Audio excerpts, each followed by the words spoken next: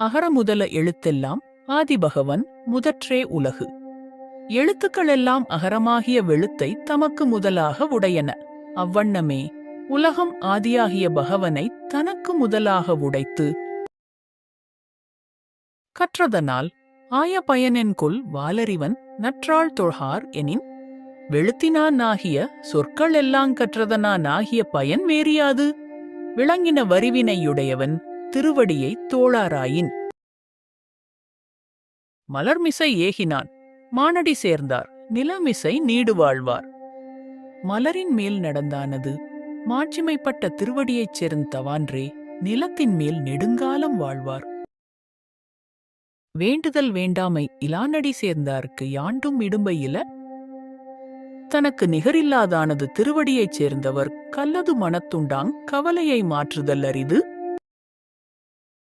இருள்சேர் இருவினையும் சேரா இறைவன் பொருள்சேர் புகழ் புரிந்தார் மாட்டு.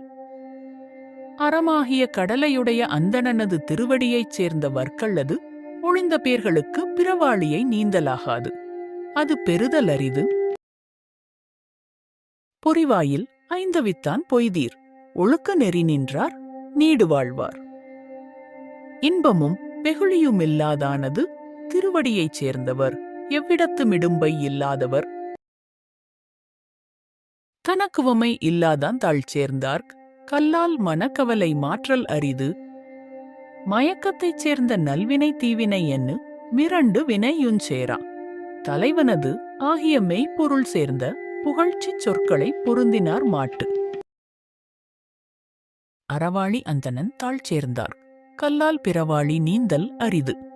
மெய் வாய்கண் மூக்குச் செவி என்னும் ஐம்பொறிகளின் வழி யாக வரும் ஊறு சுவை யொளிநாற்ற மோசே என்னும் மைந்தின் கண்ணுஞ் செல்லும் மன நிகழ்ச்சியை அடக்கினானது.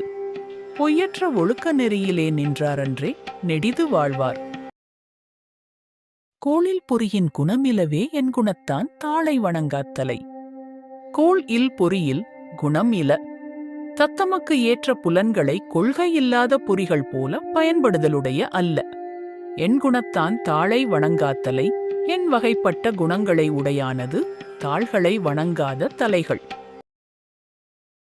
பிறவிப் பெருங்கடல் நீந்துவர் நீந்தார் இறைவன் அடிச்சேராத்தார்.